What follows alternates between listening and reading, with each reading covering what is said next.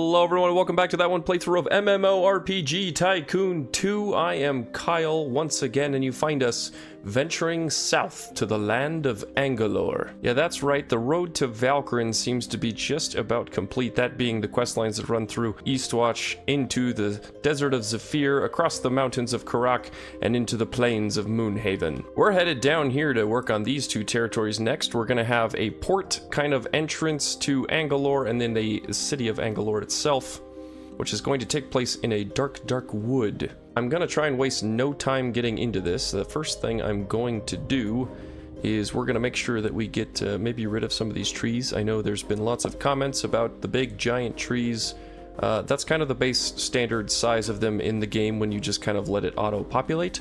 I might keep some of the big ones in the actual dense part of the forest, but over here, I think I'll resize some things. So I'm just gonna happily turn this all into field for the time being, so that I can just have a much easier look around at the landscape. Okay, so this is the full size of the territory here. I don't want to create a river function the same way I did in Eastwash, but I am going to carve out some space because I want to utilize kind of this peninsula and create sort of like an inlet. And we'll play around with the size here a little bit because I feel like I want that, but I want this to definitely be a port.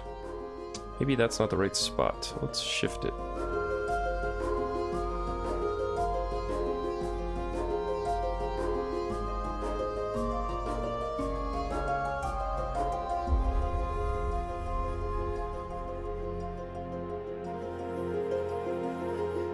Okay, I decided to spontaneously put a boat in here because one, I wanted to see how big the boats are. Two, I'm realizing if the dock is set too high, the boat will then float out of the water, which is interesting to say the least. And if I delete the whole thing, it makes it all go a bye-bye. Okay, but a boat is definitely not too big to fit in there, so I might be able to get a couple of docks in here because I'm going to want this to obviously be a port that actually connects to things.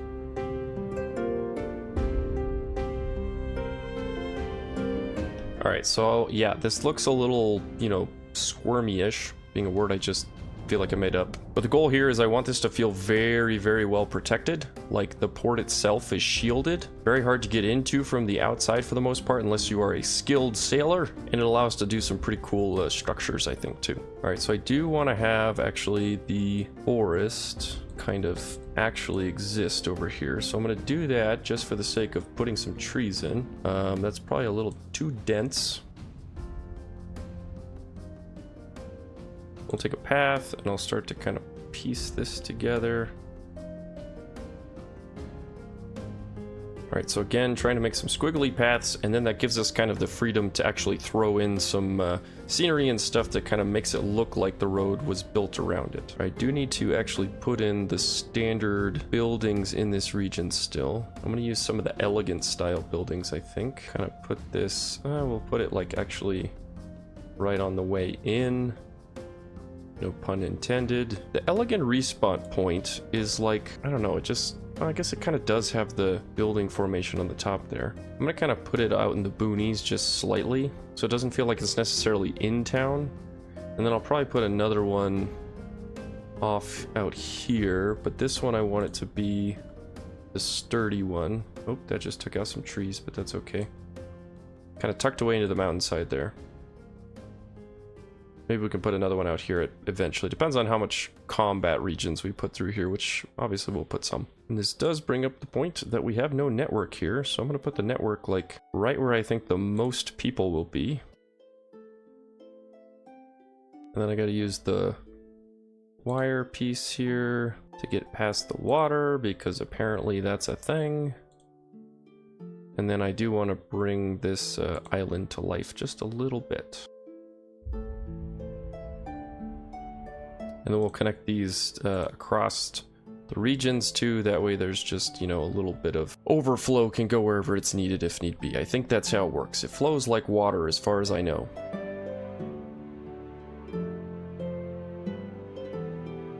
Alright, I'm going to kind of use the elegant style walls. And I want this to feel like this is a heavily fortified area for the most part. And I don't know if this is necessarily what I'll stick with. I'll kind of see how it feels. Could put some rocks along here to make it feel like there is, you know, less of a grassy area that meets up to the wall. Actually, I do want to create a bridge across here. Forgot I was going to do that.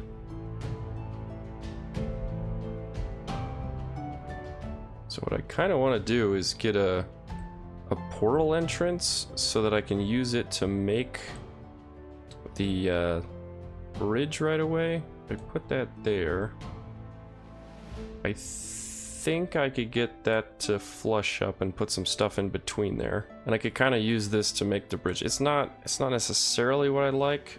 The other option would be to just use a regular blank portal, and then I could put whatever I wanted around it. But I don't know. The Sylvan walls versus the sturdy portal. I mean, there's not a Sylvan portal, and there's not a sturdy. Well, there is a sturdy wall. I just don't want to use the sturdy wall for this setting. So we may change some things, but we'll see.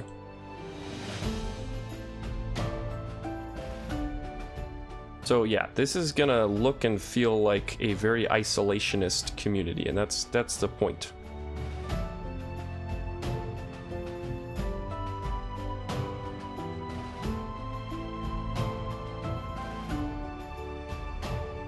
Alright, and then we need to get a quick tavern. I'm gonna put that actually closer to like the docks kind of area. And then we'll use that as kind of our target to bring our pathway in here. Ooh, do I have that facing the wrong way? Where's the entrance? Oh, that's the entrance. Okay. It's good, it's good. Kind of like alternate some of these buildings with some modular ones. And this should help kind of create some better cliff sides here, which is kind of what I wanted. Kind of put some of these like pop-up shops in some random areas. Put an elegant one maybe closer inside here.